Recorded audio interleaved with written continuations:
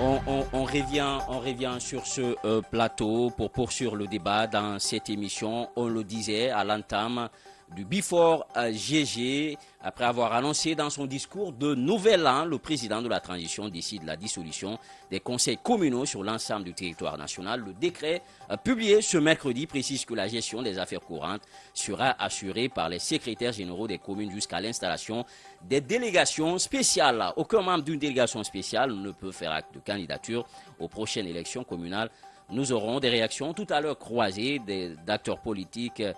Tidiane Conté, du côté de l'UFR, nous aurons également Marc Diombono de RPG Arc-en-Ciel, Dr Zotomou de l'ANAL qui prendra la parole dans cette émission. Mais avant, on revient à vous, Alphonse Mara, sur cette dissolution. C'était annoncé, le président l'avait dit, 2024, le référendum constitutionnel, mais également les élections, voilà, et surtout le remplacement des conseillers communaux dont les mandats sont arrivés à terme par des délégations spéciales. Évidemment, et moi je suis surpris que CAPS et SACO soient déçus par la démarche. Quand on parle de rectification institutionnelle, ce n'est pas par coup de baguette magique. Aujourd'hui, les acteurs politiques, quand vous écoutez leur discours, la priorité pour eux, c'est les élections présidentielles. Aucun d'entre eux n'évoque par exemple la question des élections locales.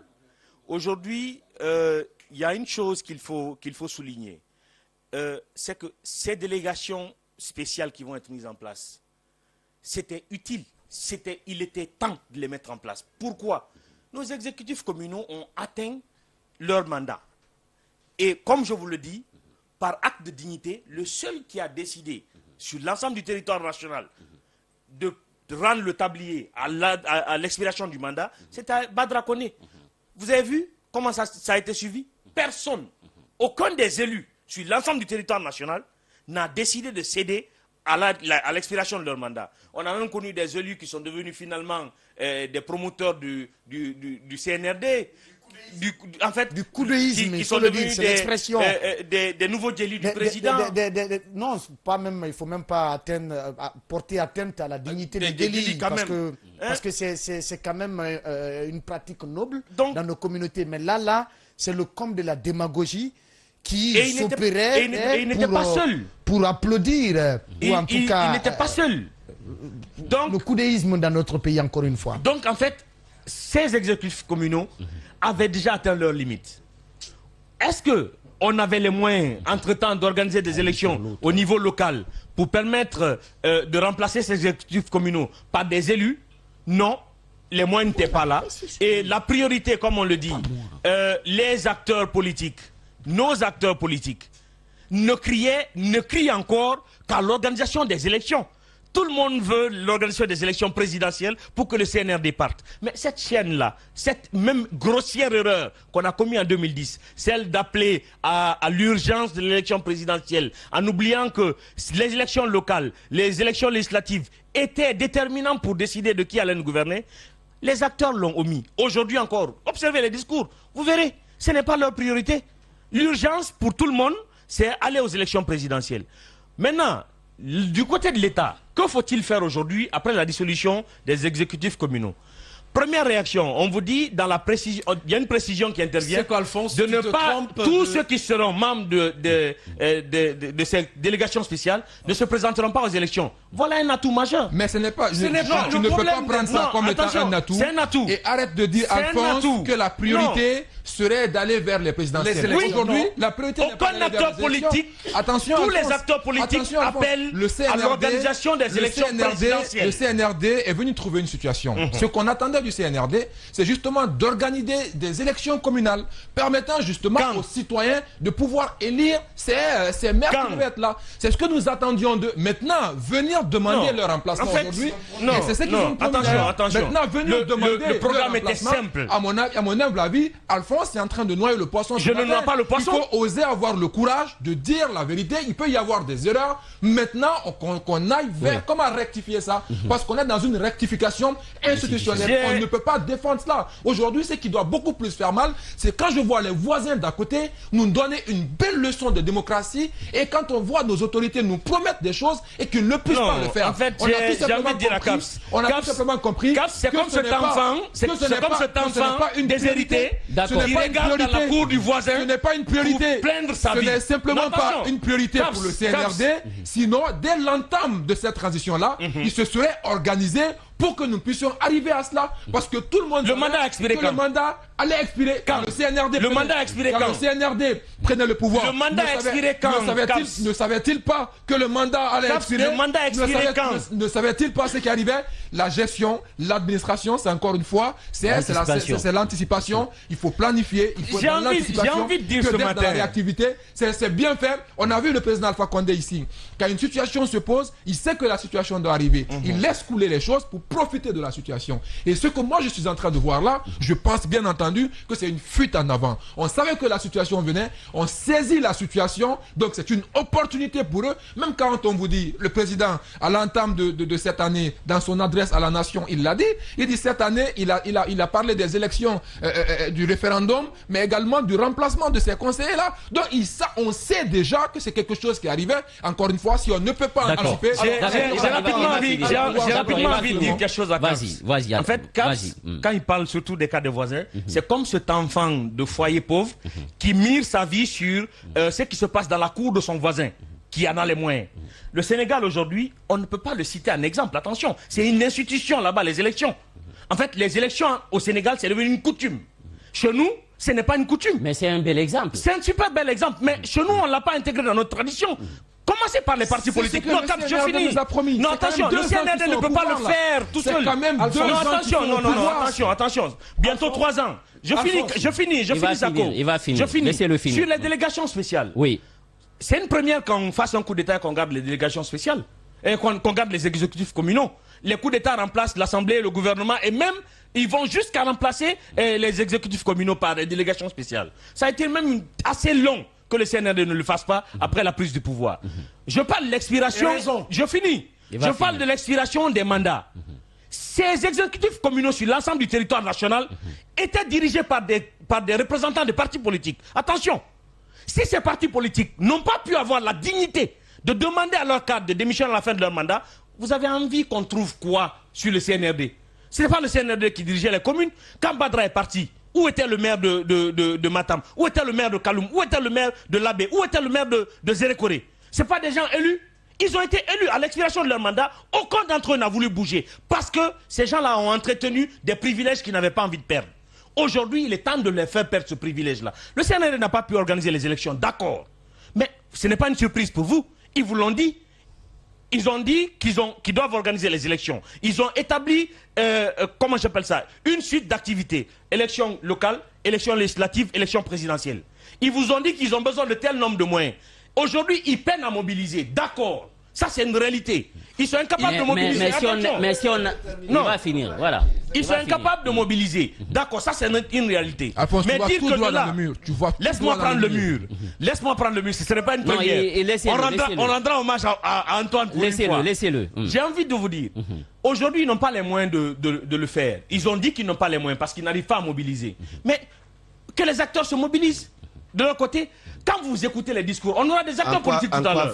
D'accord. Ici, on a dit, au lieu qu'on ne continue à se plaindre, que les acteurs se mobilisent en quoi faisant. À la recherche à la mobilisation des partenaires. Quel acteur va les acteurs politiques, ils l'ont fait pour solidifier le coup d'État quand on voulait dégager Alpha Condé. Ce sont nos acteurs politiques qui ont légitimé le coup d'État. Donc aujourd'hui, ces délégations spéciales qu'on doit mettre en place. Moi, je ne suis pas contre la mise en place. Mais il faut aujourd'hui qu'on tienne compte de deux choses. C'est l'opportunité pour l'État de permettre à des acteurs économiques, à des opérateurs économiques, à des acteurs de la société civile, à des jeunes, issus des associations, de permettre d'apporter le changement qu'ils ont toujours clamé dans ce pays. Parce que les opérateurs économiques se disent, non, si on a l'opportunité de prendre une commune, moi j'aurais fait ça. Donnons-leur l'opportunité, le temps qu'on organise les élections. Ces jeunes issus des différentes organisations qui ont longtemps lutté pour permettre le changement dans nos communes, mais ils n'avaient pas la manette, qu'on leur donne l'opportunité de pouvoir changer. Mais il faut se méfier de ramener des acteurs politiques encore dans ces délégations spéciales. Parce que si on se retrouve dans des délégations spéciales éminemment politiques, on risque de se retrouver avec des élections truffées. Parce qu'on aura des gars qui auront envie de favoriser leur parti politique. On va aller avec Alassane. On y va tout droit dans ce que tu es en train de dénoncer. C'est-à-dire une élection communale purement et politiquement truffée. Mais je ne vais pas suivre ta démarche ce matin, Alphonse. Moi, j'essaye de partir sur une chronologie aussi simple que cela. Le 5 septembre, le CNRD dit on vient pour la rectification institutionnelle parce que les délégations spéciales... Et à la suite de cette annonce, les acteurs politiques ont demandé de prendre le temps. Il va finir. Attention, les acteurs politiques ont demandé... Vas-y. Alors, les opportunités... Vous ne passez pas à la l'antenne. seule opportunité que le CNRD peut offrir aux Guinéens aujourd'hui, c'est de nous dire la vérité. Quelles ont été les raisons qui les ont empêchés ou bien... De dissoudre aussi les exécutifs communaux, quoi qu'ils été élus. Alpha a été élu, mais non, laisse les gens parler. Alpha a été élu, bien ou mal, il avait son 3e mandat, mais on l'a enlevé, on a dissous le gouvernement, certaines institutions, seulement la RAC et la Cour des comptes, ils ont maintenu, et aussi ces exécutifs communaux. Le 19 février, ils sont revenus pour dire que on n'avait pas compris. Après près de 2 ans de gestion de ce pays, on revient, on dit on n'avait pas compris, maintenant on a compris, on a pris nos responsabilités, mais avant, le président fait une adresse à la nation. Un président ne s'annonce pas sur des questions aussi essentielles de la vie de la Guinée s'il n'a pas de réponse. À dire que oui, au niveau du CNT, on a aujourd'hui ce ne serait-ce qu'un avant-projet de la nouvelle constitution, mais bien au-delà, on a tous les éléments pour pouvoir organiser ce ne serait-ce que le référendum. On ne donne aucune explication, mais on se dit, le premier trimestre de 2024, nous allons connaître les délégations spéciales. On va mettre on procédera à la mise en place des délégations spéciales. Mais ça aussi, si on se réfère à la loi organique, normalement, si on veut respecter la loi, si on veut être dans l'esprit de la démocratie, on a 6 mois pour permettre à la mise en place, pour aller aux élections communales. Est-ce qu'aujourd'hui, le décret qui dissout les exécutifs communaux a été clair sur la question? Dans 6 mois, on va organiser les élections. Écoute-moi, je parle de la loi. Je n'invente pas. C'est le code électoral qui le dit. C'est pas moi. D'accord. Donc, 6 mois, normalement, en Guinée, on doit organiser les élections communales pour connaître les nouveaux élus. De l'autre côté, il y a un travail qui a été fait par le ministère de l'administration du territoire. On demandait à chaque circonscription au moins 25 personnes, les femmes, les jeunes et puis les sages qui sont dans ces communautés-là. Est-ce que ça a été, aujourd'hui, si on a pris la responsabilité pour dissoudre parce que leur mandat, ce n'est pas un argument à dire que leur mandat est fini et on va les mettre de côté. Pour le moment, c'est les secrétaires généraux qui vont assurer l'intérim et que ceux qui sont dissous ne pourront pas être candidats plus tard. Aujourd'hui, on n'en a pas besoin. C'est l'urgence, mais on n'en a pas besoin de procéder comme ça. Alphonse, d'accord, on a notre invité. On a notre invité en ligne avec nous. Après, on va poursuivre le débat. Nous avons M. Marc Yombono, le ministre Marc, membre du RPG Arc-en-Ciel. Monsieur le ministre, bonjour. Oui, bonjour, M. Djiba. Merci de nous rejoindre dans cette émission. Allez-y, Mamoudou Babila Keïta. Alors, monsieur le ministre, la première question, vous avez suivi, tout comme nous, cette annonce en début d'année et qui vient se matérialiser finalement par un décret pris par le chef de la transition pour dissoudre les conseils communaux et qui va être suivi dans les jours à venir conformément aux dispositions du Code des collectivités, je crois, dans un délai de 8 jours. Par la mise en place de délégations spéciales au sein du RPG Arc-en-Ciel. Comment accueillez-vous cette décision à partir du moment où la plupart des acteurs s'attendaient justement à un dialogue qui allait déboucher sur la définition des termes qui allait aboutir à la mise en place de ces délégations spéciales? Merci mon frère. D'ores et déjà, je vous dis que c'est une question qu'on ne doit pas discuter avec passion. Il faudrait qu'on tienne compte de ce que la loi dit. et faire en sorte qu'on puisse éclairer normalement la lanterne des populations par rapport au texte de loi. Il revient d'abord à se poser la question si on a cité dans le décret une référence sur le code de conseil, le code des collectivités. Est-ce que la manière dont ça s'est passé, le code des collectivités a été respecté? Quels sont les motifs qui ont poussé à dissoudre ces conseils communaux? Je n'en vois pas en l'état si ça existe dans le code des collectivités révisé que nous avons depuis 2017. Parce qu'il faut savoir que pour dissoudre, selon la loi, bien sûr, je ne dis pas selon les humains, un conseil communal, il est inscrit dans le code des collectivités des motifs. Je vais vous citer certains.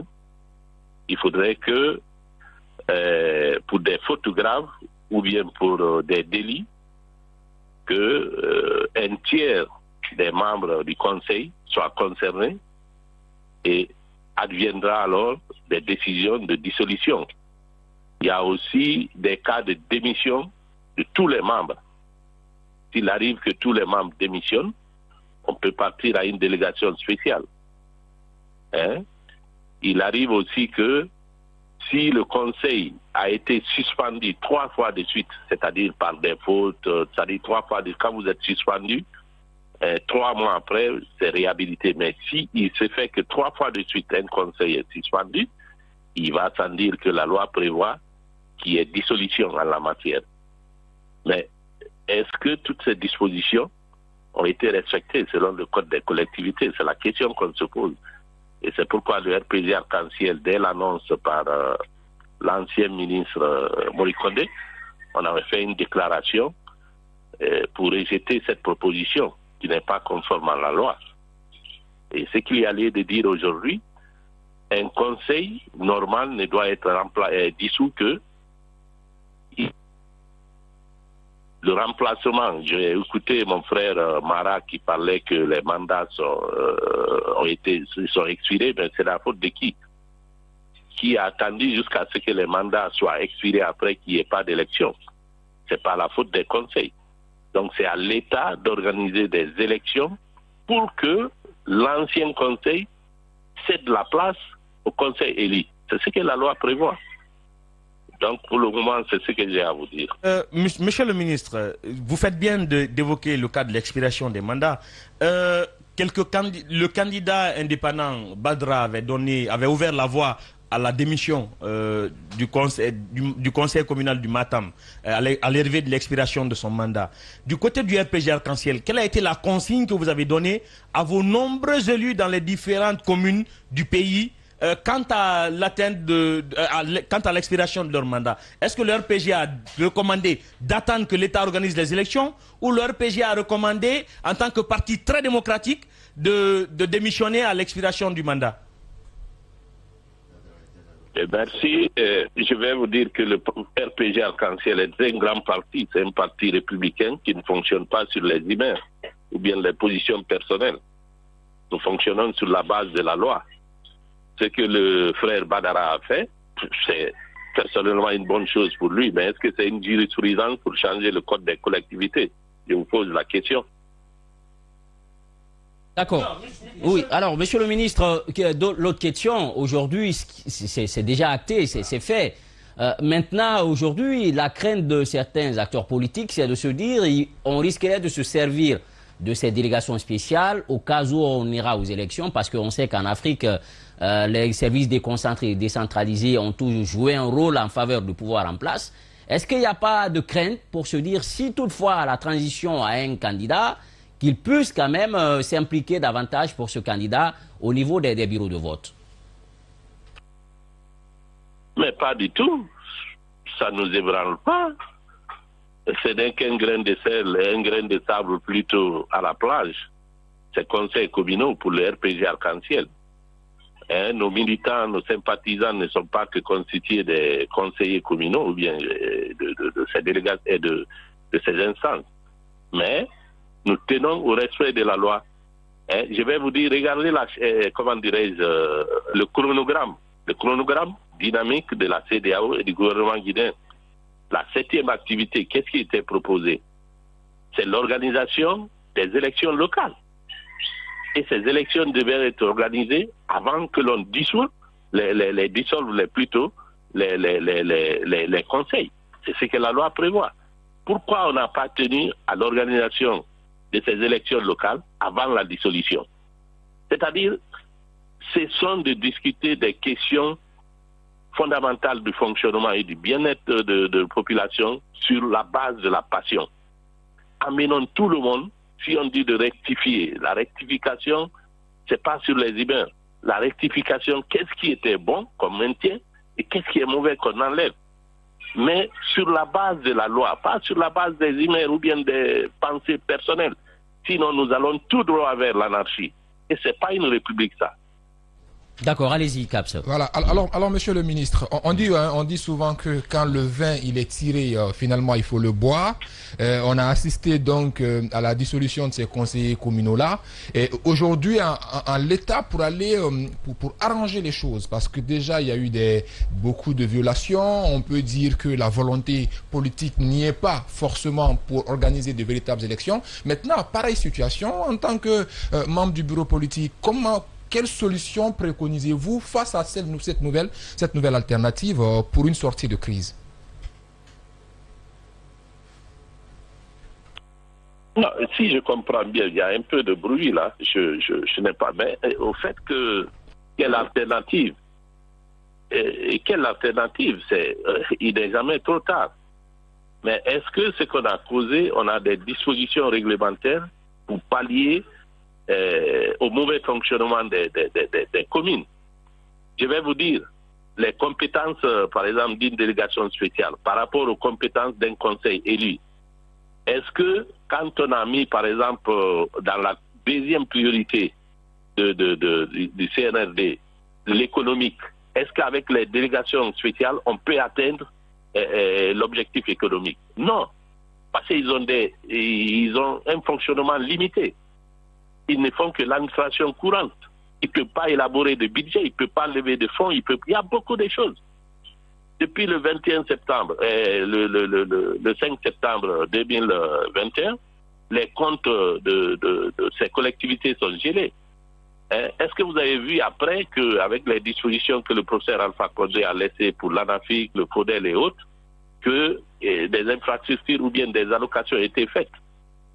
Personnellement, je n'en ai pas connaissance. Alors qu'en une année, en 2020, vous avez vu les réalisations de l'ANAFIC. Mais après, ça s'est stoppé. Si on met en place encore des délégations spéciales, au lieu de débloquer d'abord des comptes pour que les fonds qui sont là soient mis à la disposition des populations pour leur développement, on crée un autre problème. Il va sans dire qu'on revienne à la normale.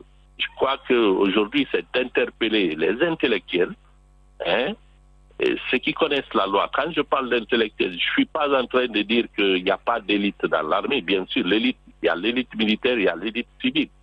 Mais que chacun, dans ses obligations, dans ses valeurs, puisse donner quelque chose pour le fonctionnement de l'État.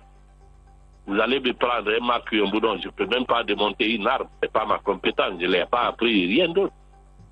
Mais dans le domaine où je suis, où je connais. Bon.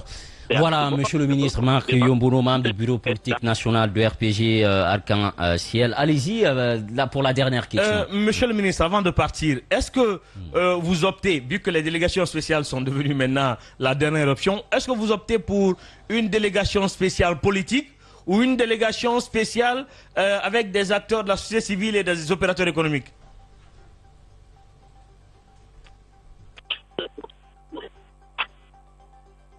Vous dites, reprenez, je n'ai pas bien suivi là. Je demandais, aujourd'hui, vu que les délégations spéciales restent la dernière option, après la dissolution des conseils communaux... La question, c'est sur les profils. Aujourd'hui, quel profil recommandez-vous pour les prochains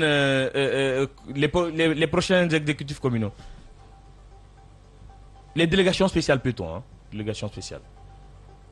Bon, je ne vais pas m'aventurer dans ce débat confus, mais je vais vous dire qu'à tous les niveaux, il y a eu violation. On propose, à ce qu'on a entendu, qu'il y aura 25 membres par délégation spéciale. Regardez dans le code, si c'est ce qui est prévu.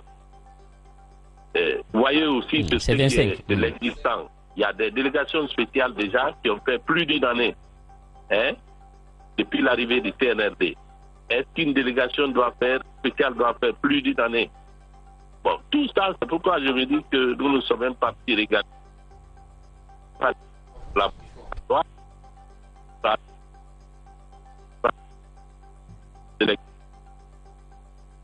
Voilà, monsieur le ministre, certainement le réseau, on était pratiquement à la fin de cette interview. Il ne reste plus qu'à vous dire, en tout cas, merci et bon courage du côté du RPG Arc-en-Ciel. Vous pouvez revenir ici quand vous voulez, merci beaucoup. On l'a écouté à CAPS, on a écouté le ministre Marc Yombouno. Rapidement, allez-y. Oui, justement, en effet, on a écouté le ministre. Franchement, je pense que là, derrière Djiba, il y a quand même une chose qu'il faille éviter. Moi, je pense véritablement qu'on est en train d'aller vers une diversion. Dans la mesure, vous savez, c'est comme quand vous entrez dans un endroit, vous avez des gens qui sont affamés et vous décidez de les mettre la nourriture. Les gens, justement, ils vont bondir sur la nourriture et chercher à manger. Et donc, je pense qu'on est en face d'une diversion. On va occuper les populations, on va occuper les acteurs de la société civile à comment on va se battre pour occuper ces différents profils-là. Pendant que la réalité, on doit aller vers l'essentiel. Et je pense qu'aujourd'hui, il ne faut pas s'inscrire dans cette logique-là. Parce que la réalité, c'est qu'aujourd'hui, pour qu'on parle d'élection en Guinée, Djiba Minimono, il faut un fichier. Et le fichier-là, selon ce qu'on nous apprend dans leur chronogramme, doit être tiré du RAVEC.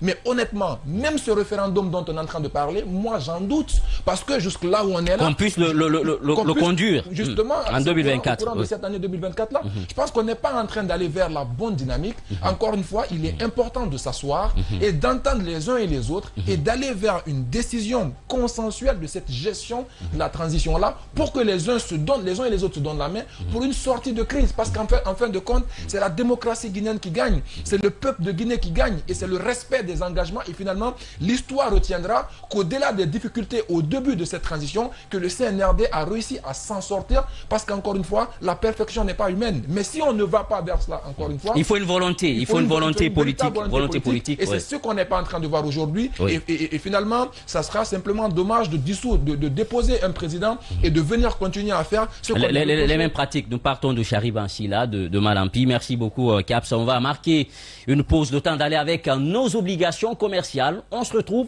juste après pour poursuivre le débat avec les chroniqueurs du jour. À tout de suite.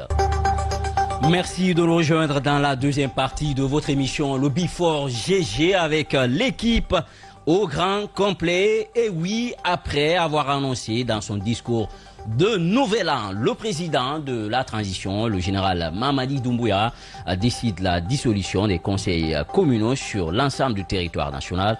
Le décret a été publié mercredi. Il précise que la gestion des affaires courantes sera assurée, tenez-vous bien, par les secrétaires généraux des communes jusqu'à l'installation des délégations spéciales. Aucun membre d'une délégation spéciale ne peut faire acte de candidature aux prochaines élections communales. Nous aurons des réactions d'acteurs politiques dans cette émission.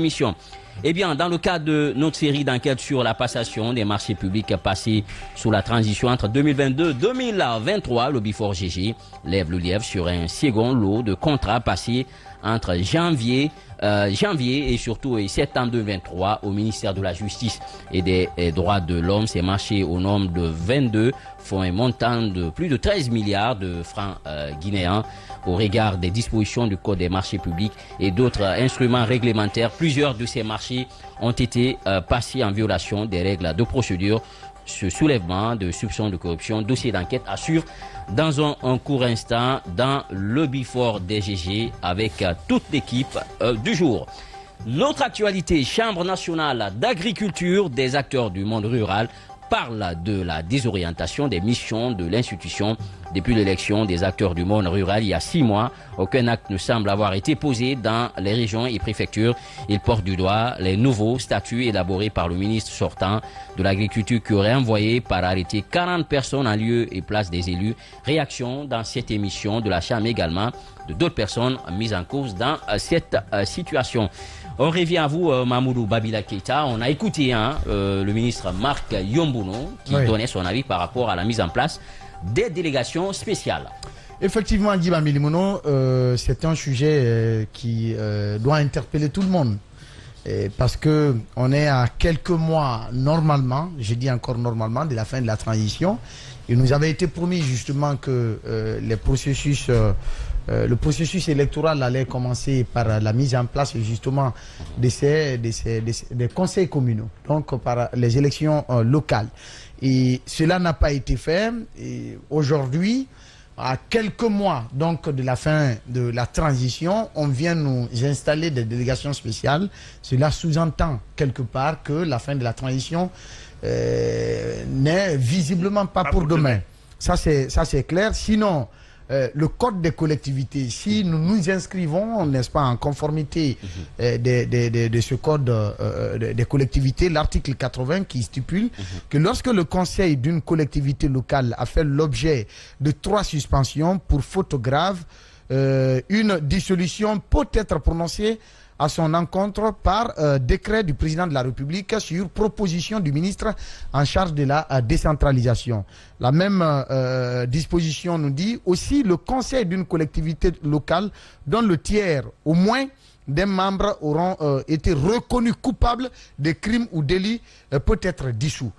Est-ce que ces municipalités qui ont été dissoutes ont été confrontées face justement à une quelconque accusation de délit ou de crime pour que leur culpabilité soit établie afin qu'on en arrive à la dissolution. Cela n'a pas été fait. Et donc c'est ce qui veut dire que la loi elle-même ne prévoyait pas que le mandat arrive à terme sans qu'on organise les élections.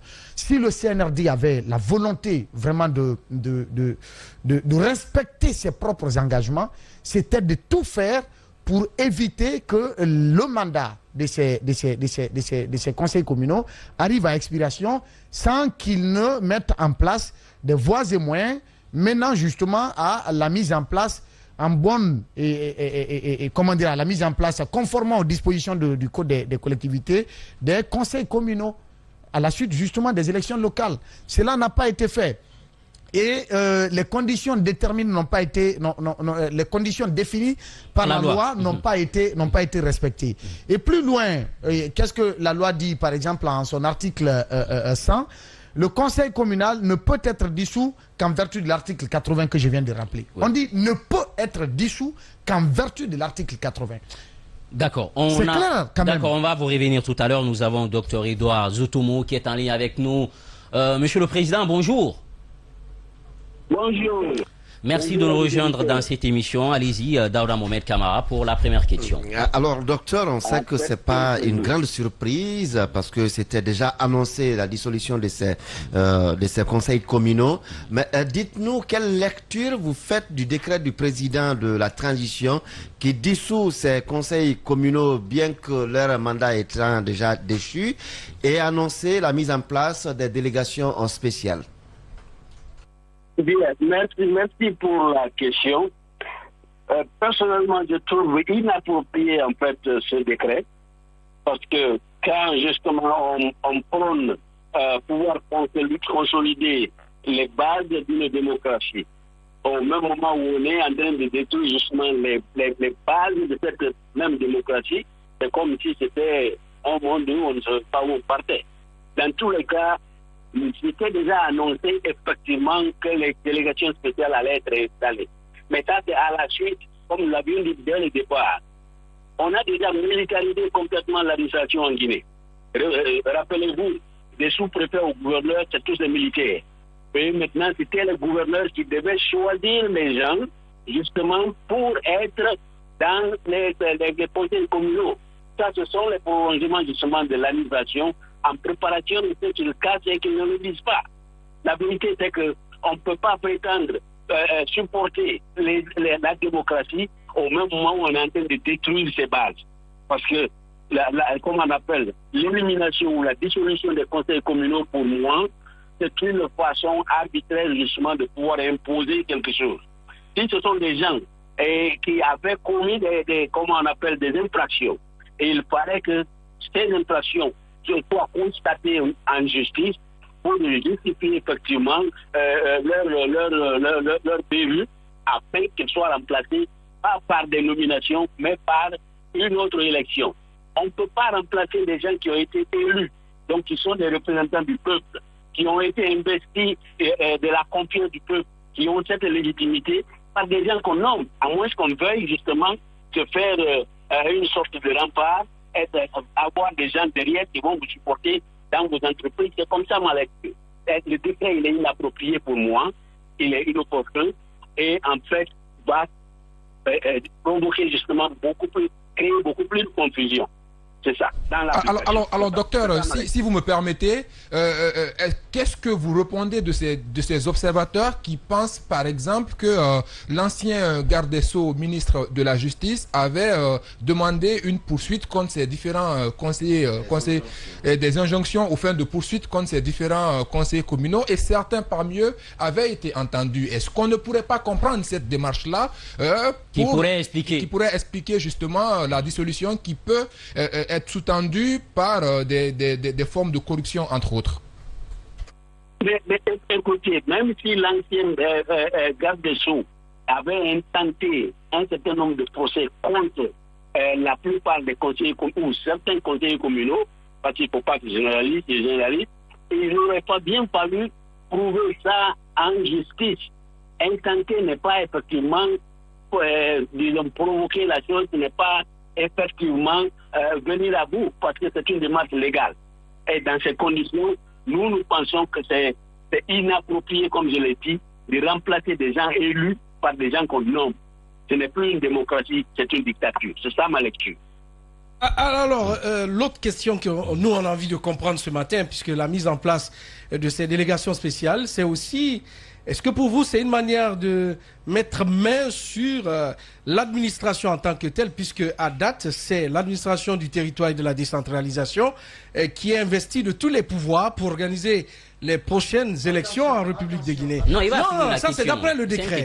Ça c'est d'après le décret du président de la transition. C'est le ministère de l'administration qui va organiser, quoique le caractère inclusif dans le cadre du choix pour les prochaines élections, ça, il y a débat. On a envie de comprendre, est-ce que la mise en place de ces délégations spéciales ne sous-tend pas une certaine volonté de les utiliser à des fins électorales? Mais effectivement, c'est ce que nous avons dit. Nous avons dit qu'on a militarisé l'administration, des sous-préfets jusqu'aux gouverneurs. Et les gouverneurs de ce point choisiront les membres justement de cette délégation et même les chefs de district. Ça, ce sont des positions qu'on essaie de créer pour les faveurs électorales. Ça, c'est dire qu'il y a un agenda qu'on ne veut pas nous montrer. En fait, si ce sont ceux-là qui vont gérer les élections, ceux que nous allons d'abord combattre, parce que dans les pays où il y a la démocratie, vous voyez même au Sénégal ici, où il y a eu des élections, il y a un organe de gestion des élections qui n'est pas rattaché au ministère de l'administration du territoire. Et nous sommes en train de lutter justement pour ne pas que le ministère de l'administration du territoire organise les élections ici en République de Guinée, parce que nous savons ce dont ils sont capables. Et ils ont été toute la magouille, disons, les laboratoires de falsification des résultats de vote se trouvent au niveau, disons, des structures qui ont été mises en place à travers le ministère de l'administration du territoire. C'est la raison pour laquelle nous sommes en train de lutter contre ça. Et la première étape, c'est de faire en sorte d'abord que l'on annule effectivement ce décret-là. Si vous voulez remplacer les conseils communaux, on n'est pas contre, mais il faut organiser des élections. C'est même une raison pour laquelle il faut accélérer les choses, faire les élections. L'incongruité, c'est quoi encore? Les élections communales ou les élections locales seront les premières élections à être tenues lorsqu'il y a un processus électoral qui commence. Donc, ceux-là qu'on va mettre aujourd'hui, c'est peut-être une durée limitée. Il y en a qui disent en 3 mois et peut-être 6 mois. Et d'après le cours de révision des collectivités. Alors, si on doit, disons, aller au vote, il faut faire en sorte que l'on fasse des élections au lieu de faire des nominations simplement pour des raisons. Alors docteur, vous l'avez plusieurs fois dit, qu'une transition se gère par consensus. Est-ce qu'aujourd'hui, si on vous appelait autour de la table et qu'ils étaient favorables à une forme d'ouverture, qu'on vous demandait de proposer des personnes qui pourront justement occuper ces différents postes, notamment de conseillers communaux, est-ce que vous êtes favorable aujourd'hui à cela? Mais écoutez, moi je trouve que si on devait aller, il ne faut pas contrecarrer, il ne faut pas court-circuiter justement le processus. Si on doit remplacer les conseillers communaux, mais qu'est-ce qui coûterait justement d'organiser des élections au lieu de demander, selon demande à des individus, il y a des considérations subjectives qui vont s'inviter à l'évaluation. Et dans ces conditions, ce sera plus démocratique. On va choisir par affinité. Je peux choisir de mettre mon frère, ma soeur, mon père, ainsi de suite. Dans ces conditions, ce n'est plus démocratique. Nous pensons que la c'est de laisser le peuple lui-même choisir. Dans une collectivité locale, personne n'est mieux indiqué que la population qui est là, qui côtoie tout le monde. Les gens se côtoient, ils se connaissent. Donc, ils sont mieux indiqués pour pouvoir choisir qui est apte justement à les représenter et à résoudre leurs problèmes. Donc, moi, je ne veux même pas m'amuser. On va me dire, d'accord, il faudra choisir Pierre, il faudra choisir Paul. Voilà, docteur, en tout cas, il n'aurait plus qu'à vous dire merci. Peut-être, dernière question, hein. Le Premier ministre a reçu les 36 coalitions il y a encore quelques jours, Bahouri. Et d'ailleurs, c'est un homme issu de votre environnement politique, il vient un peu de l'espace politique. Il a laissé entendre subrepticement que 2024, face aux facteurs qui ne militent pas en faveur aujourd'hui de pouvoir en place, on ne pourrait pas aller au retour à l'ordre constitutionnel en 2024. Et vous, dans une de vos sorties, vous dites que si aujourd'hui à Glissma et qu'on n'arrive pas à organiser des élections, Bahouri, vous le tiendrez responsable de tout ce qui va arriver. Est-ce que vous maintenez toujours ces propos-là? Effectivement, nous maintenons ces propos. Vous savez, même la CEDEAO, non seulement a félicité le nouveau Premier ministre, mais elle est revenue pour dire effectivement qu'elle tient au respect des termes qui ont été conclus entre le CNRD et elle, la CEDEAO. C'est-à-dire, mission finie le 31 décembre 2024. Nous nous en tenons à cela et nous attendons. En tout cas, nous pensons et nous avions pensé que le Premier ministre utiliserait tous ses atouts, toute son expérience pour faire revenir à la raison justement la junte militaire afin que, disons, comment on appelle, cet accord soit appliqué dans la forme la plus stricte, si vous voulez, dans la forme la plus totale, cet accord.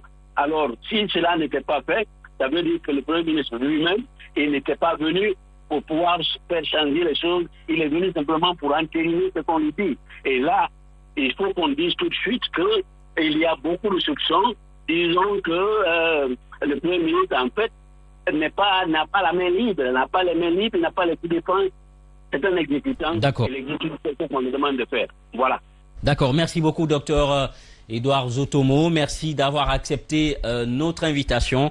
Et vous pouvez revenir ici quand vous voulez. Voilà. Daouda, on l'a écouté, hein, à bien des égards. On parle de violation de la loi, notamment le code des collectivités révisé. Justement, je crois que Babila était un peu en train de revenir sur un certain nombre d'articles du Code des collectivités aujourd'hui. C'est que quand on observe de près, il y a à maints endroits des interrogations qui sont suscitées par cette décision du président de la transition.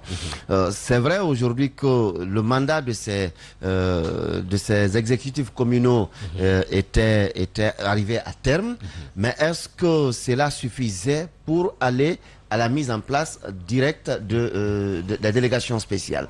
On invoque aujourd'hui ces injonctions du ministre de la Justice qu'il avait donné aux différents procureurs afin d'engager des poursuites contre les maires.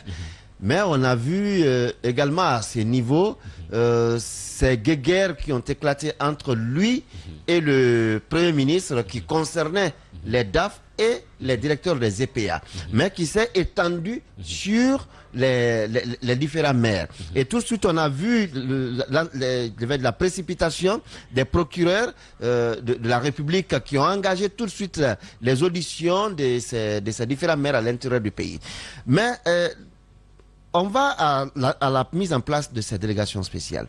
est-ce qu'on les met, on démet les maires aujourd'hui parce que leur mandat est arrivé à échéance, ou on les démet parce qu'on leur reprocherait quelque chose? Parce qu'on leur reprocherait quelque chose. Si on leur reproche quelque chose, est-ce qu'on doit se limiter au simple soupçon, ou on doit aller jusqu'à l'établissement de leur culpabilité? L'article 80 est clair. L'article 80 est clair. Il faut une condamnation. Il faut une condamnation. Effectivement.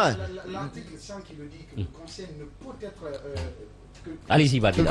Voilà, l'article 100 du Code des collectivités qui dit clairement que le conseil communal ne peut être dissous qu'en vertu de l'article 80 de la présente loi.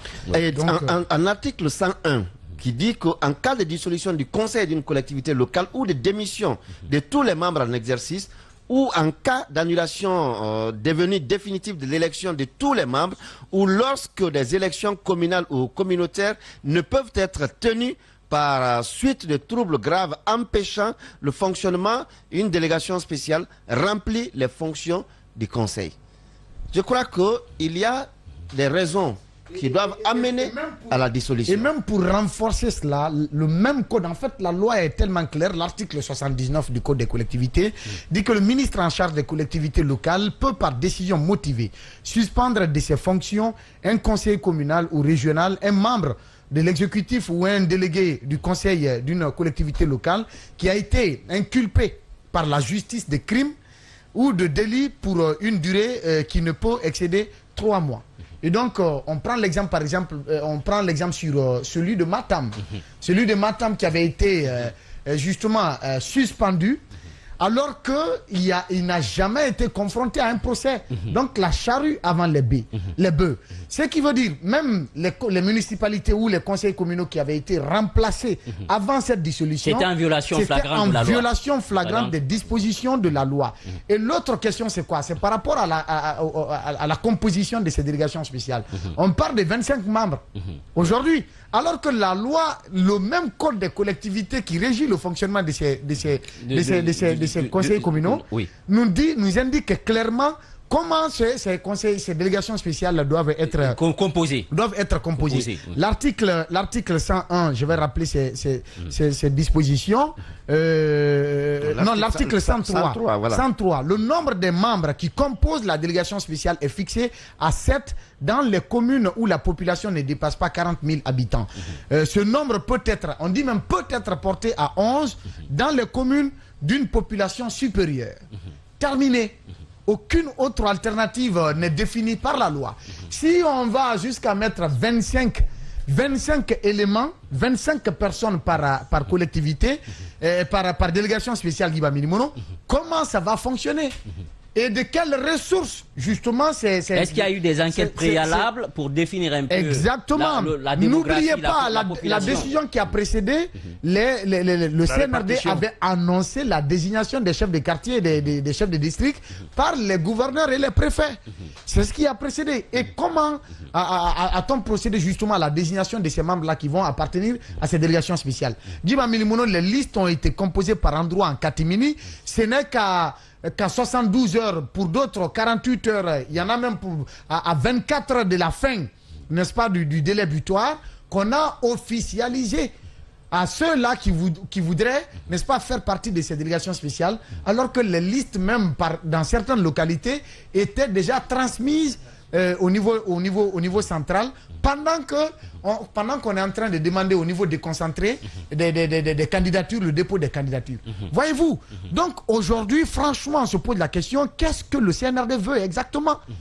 Si on dit que la justice sera la boussole, la justice sera la boussole, ce qui voudrait dire que le respect des lois doit incarner, ou en tout cas doit inspirer toutes les décisions qui doivent être prises sous cette gouvernance-là.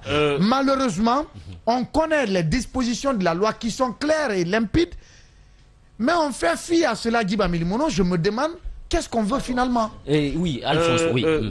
Il y a une source qui m'informe que depuis 2 jours, ils sont revenus à 11 au lieu de 25 pour la désignation des délégations spéciales. Mais moi, mon interrogation ne réside pas au niveau de la composition. Mon interrogation aujourd'hui réside au niveau de la ville de Conakry. L'inintelligence dans les décisions administratives, et ça on le dénonce tous les jours ici, a poussé à d'abord prendre la décision pour la désignation des chefs de quartier par les gouverneurs sous proposition des communes. Deuxième, ils sont désignés par les préfets et gouverneurs, justement, et même sous-préfets. Donc, ensuite, on vient à la répartition de la ville de Conakry. On fait fi au plan du Grand Conakry pour répartir la ville de Conakry en 10 communes. Aujourd'hui, la question qu'on amène à se poser, le décret pour la mise en, pour l'entrée en vigueur de cette répartition-là est déjà signé. Ça a été promulgué. La loi, le décret est passé. Les délégations spéciales du nouveau Conakry seront mises en place comment et où?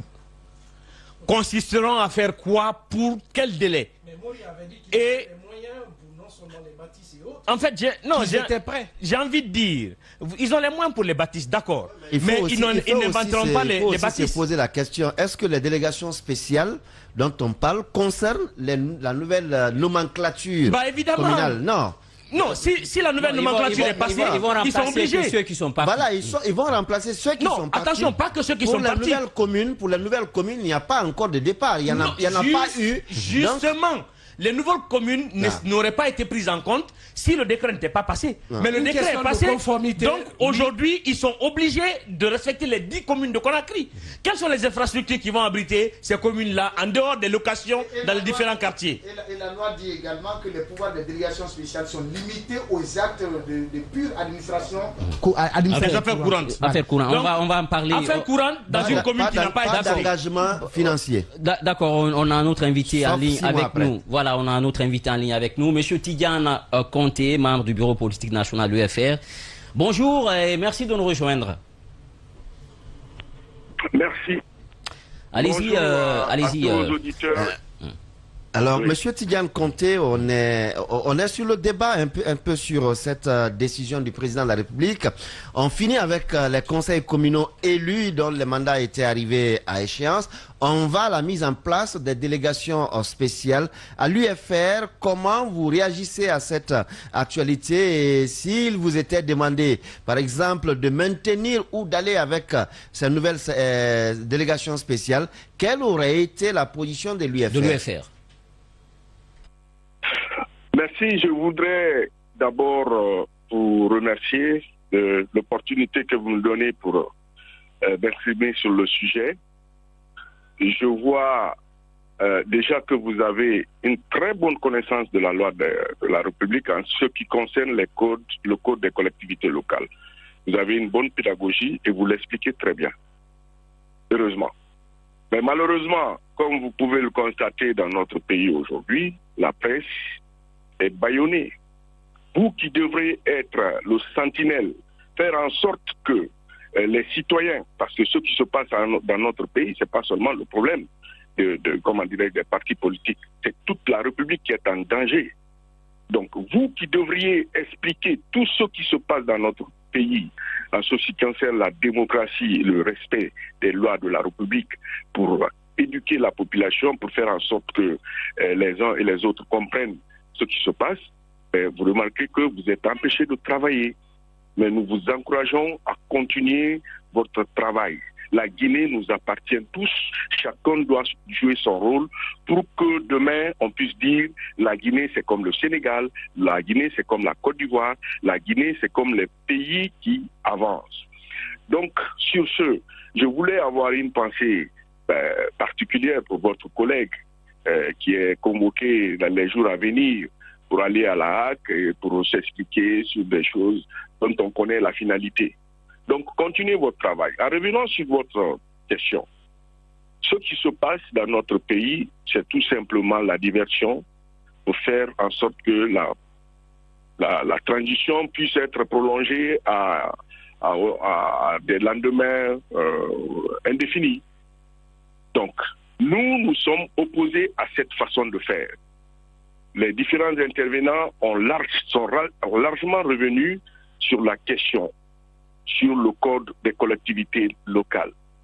Donc, on ne peut pas, à 9 mois des élections, du fin de la transition, venir balayer tout ce qu'il y a comme socle de la démocratie dans notre pays et nous proposer quelque chose qui ne va pas dans le sens de l'organisation des élections pour le retour à l'ordre constitutionnel.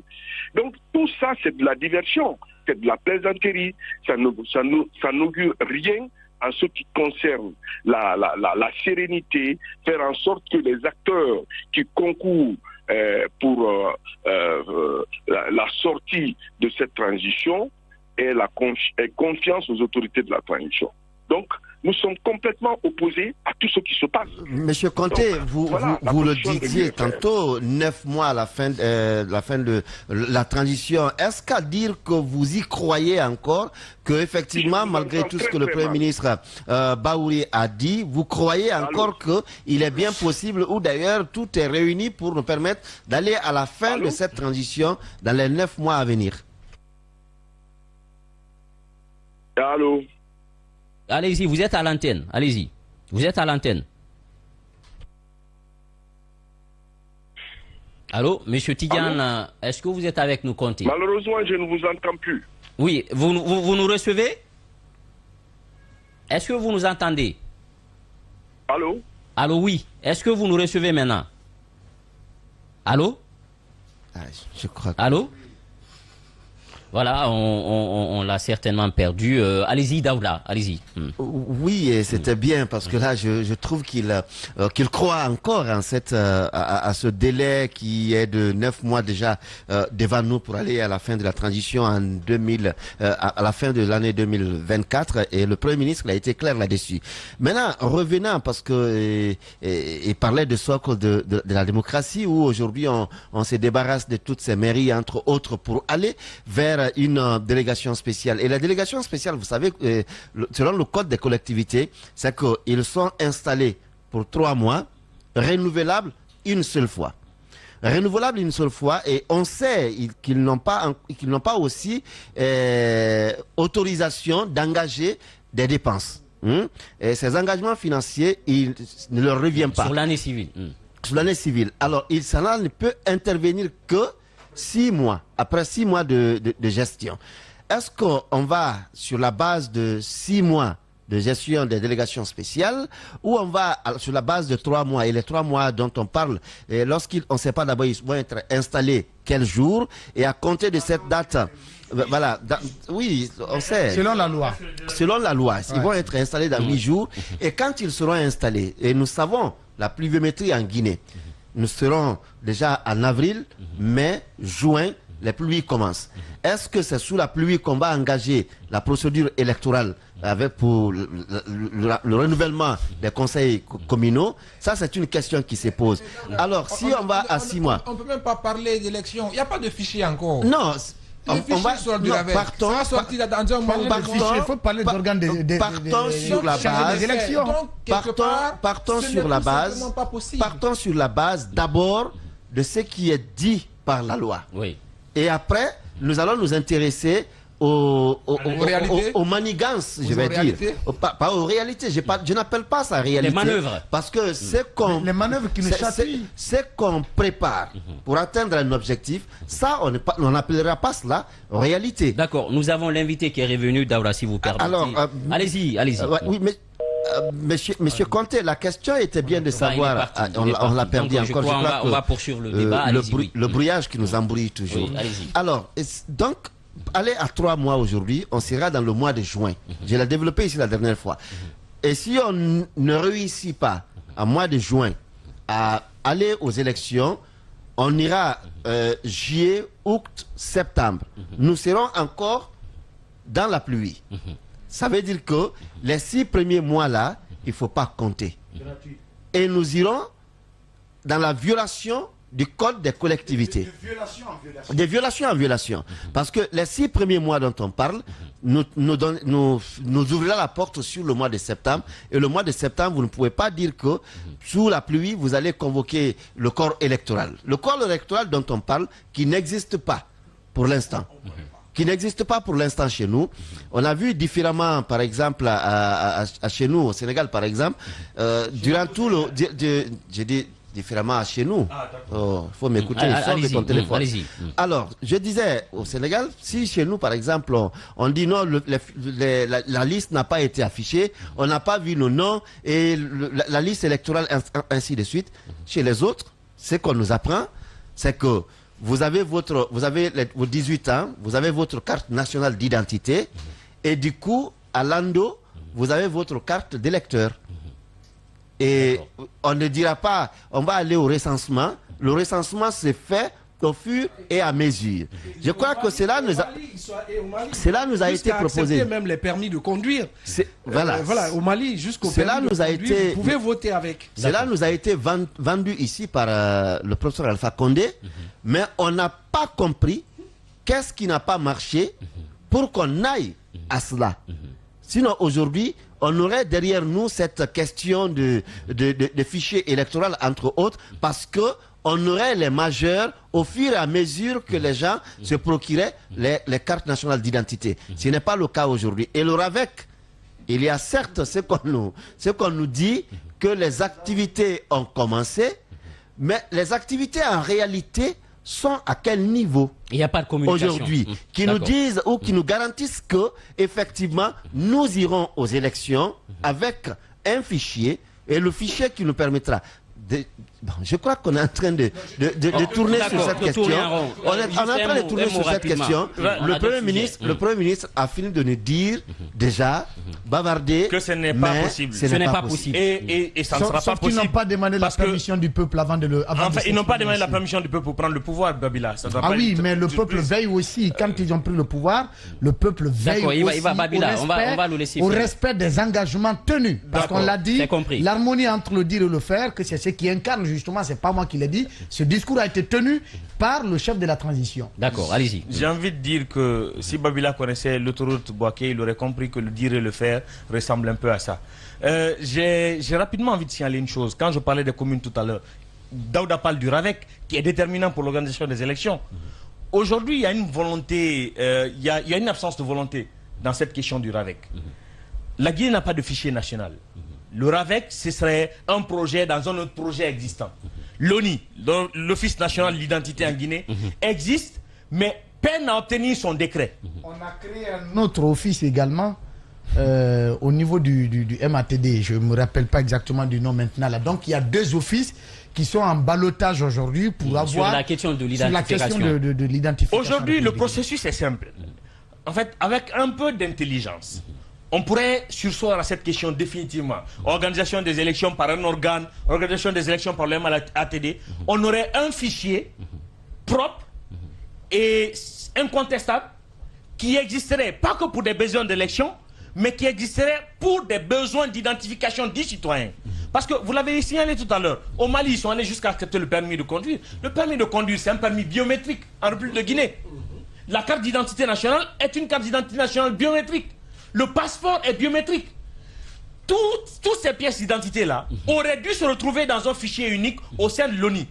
L'ONI aurait permis au MATD ou à l'organe de gestion des élections d'obtenir un fichier national des Guinéens ayant atteint l'âge de voter. D'accord. Malheureusement, je ne sais pas, pour des intérêts, parce qu'il y a quand même un enjeu économique derrière l'organisation des élections. Le ministre de la Sécurité et de la Protection civile était allé jusqu'à faire un arrêté pour transférer probablement. Est-ce que, Alphonse, le passeport que vous détenez, qu'on vous dit être biométrique, vous pensez qu'il est réellement biométrique? Oui.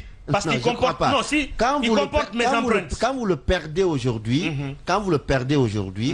le renouvellement, vous allez reprendre la même procédure pour aller au renouvellement de votre passeport. Vous savez pourquoi? Est-ce que la biométrie, c'est aussi cela? Vous savez pourquoi ils le font? Pour obtenir à nouveau de l'argent. Sinon, il suffit que vous posiez votre empreinte. Regardez, quand vous avez envie de changer certaines informations dans votre passeport, on vous retire de l'argent pour changer ces informations-là. Mais quand vous allez sur la machine, dès que vous posez votre empreinte, ça ressort. D'accord. Et aujourd'hui, la question elle est simple. La solution également. Il faut permettre à l'ONU de nous donner un fichier national permettant d'identifier tous les Guinéens et permettre aux Guinéens de voter avec ces pièces d'identité biométriques dont on dispose aux prochaines élections. Merci on n'a pas besoin d'inventer. Merci, allez-y. Je pense qu'en réalité, ce vers quoi on est en train de partir, on est en train de créer une crise dans une crise déjà. Donc, ce qui va nous envoyer de violation en violation. Et vous savez, aujourd'hui, c'est connu de tout le monde. Quand on a envie de régler une situation, une crise, un problème, une problématique donnée, on va à l'origine, à la source du problème. Mais quand on commence à s'attaquer aux symptômes du problème, c'est qu'on veut encore perdurer dans la crise et trouver des éléments sur lesquels on peut s'accrocher et justifier justement tous ces reports-là vers lesquels on part. Aujourd'hui, la vraie question essentielle, elle est là.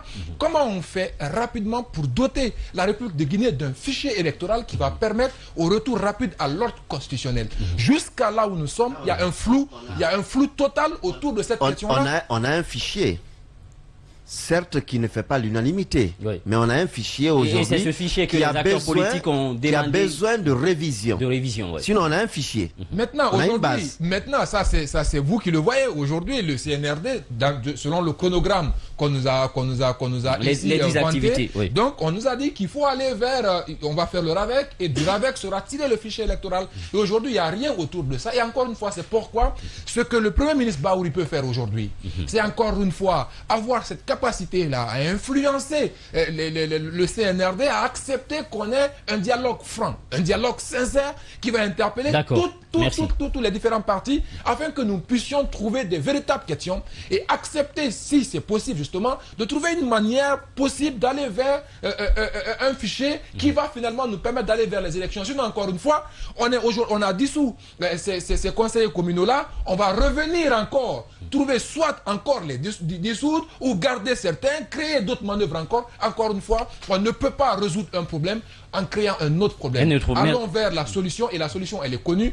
Dotons la Guinée d'un fichier électoral et organisons les élections qui va nous amener vers un retour à l'ordre constitutionnel. Et c'est le salut que le CNRD peut avoir. Merci beaucoup. Merci. Et c'est le plus grand cadeau que le CNRD, en fait, la plus grande action que le CNRD pourrait poser et qui restera dans les annales de l'histoire, c'est d'organiser des élections libres, crédibles et transparentes. Laisser le peuple choisir celui ou celle qui aura justement mérité leur confiance. Voilà, on va marquer une courte pause, le temps de balancer sur d'autres sujets dans cette émission. On se retrouve, à tout de suite. Sur Espace, ici, nous donnons le ton sur l'exclusivité, la quintessence de l'actualité guinéenne et internationale avec nos chroniqueurs taillés sur mesure. C'est le Before DGG, tous les matins, 9h midi. Retour sur ce plateau dans le cadre de notre série d'enquêtes sur la passation des marchés publics passés sous la transition en 2022-2023. Le Before GG lève le lièvre sur un second lot de contrats passés entre janvier et septembre 2023 au ministère de la Justice et des Droits de l'Homme. C'est marché au nombre de 22. Et on en parle dans un court instant. Au regard des dispositions du Code des marchés publics et d'autres instruments réglementaires, plusieurs de ces marchés ont été passés en violation des règles de procédure. On en parle avec vous, Mamoudou Babila Keïta, en filigrane le ministère de la Justice et des Droits de l'Homme. Oui, effectivement, Djiba Milimono, comme on l'a promis au peuple de Guinée, nous allons dérouler ces enquêtes-là pour peut-être questionner la gestion des ressources publiques, évaluer le degré d'efficience dans la gestion du contribuable guinéen. Alors, parlant justement de ce département, la semaine dernière, on a donné la nomenclature des contrats de gré à gré sur l'année 2022. Donc, on va revenir sur 2023. Mais avant, puisqu'on avait entamé cette enquête sur le ministère de la Justice, et qui va s'étendre sur l'ensemble des départements ministériels, on a parlé des contrats passés en lien avec la maison centrale de Conakry, dont le montant s'élève autour de 50 milliards francs guinéens.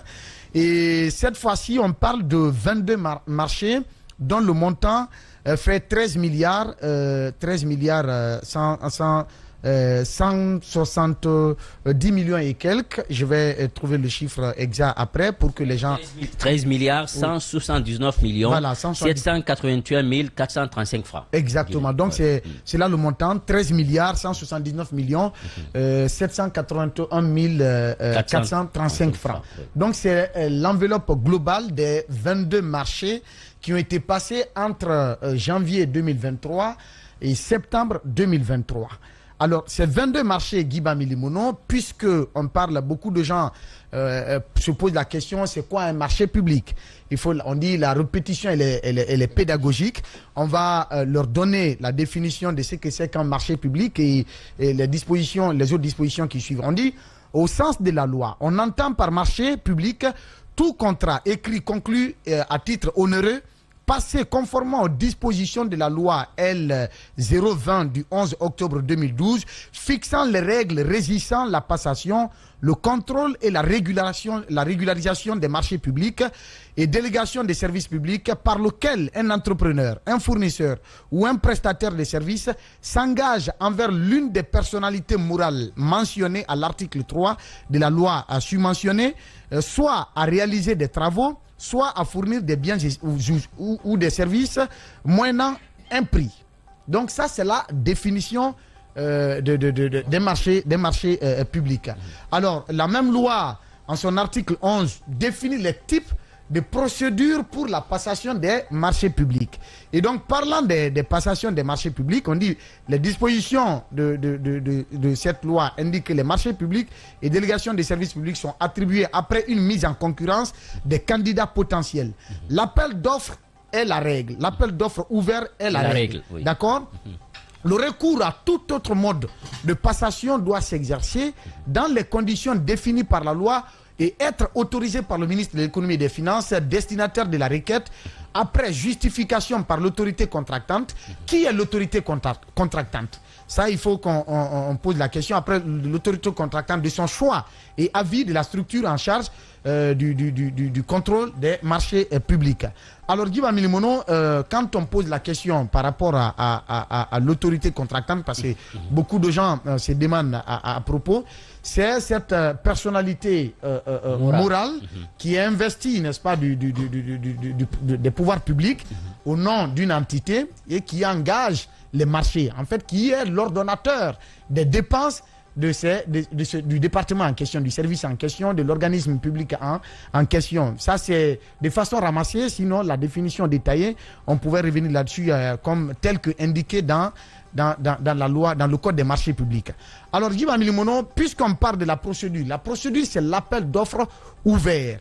Et les procédures dérogatoires qui peuvent amener une autorité contractante, donc un ministre, un directeur général d'un EPA, etc., qui peut les amener à contourner cette règle-là, la loi définit les limites. Pour que vous contourniez la règle, voici ce qu'il faut remplir pour passer, n'est-ce pas, pour vous passer de la règle et aller procéder par les mesures dérogatoires, notamment. Cette partie-là, elle est très importante. Je pense qu'il faut revenir là-dessus parce que qui dit dérogation de cette loi, de cette loi exception, si on peut le dire, l'offre ouverte, c'est que vous qui êtes l'initiateur ou bien l'autorité contractante, vous ne définissez pas à votre niveau les urgences ou les questions. Non, pas du tout. C'est pas vous exactement, qui définissez. Ce n'est pas. La loi a déjà défini les conditionnalités pour que vous dérogez à cette règle exceptionnelle. Exactement. Vous devez juste, dans votre demande de dérogation,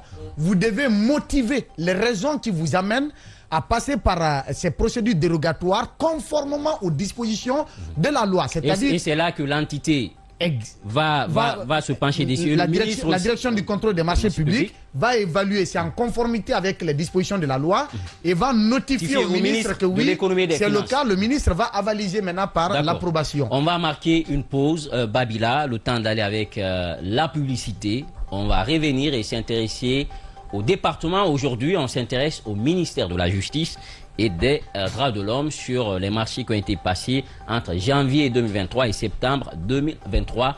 On se retrouve dans une bonne dizaine de minutes. À tout de suite.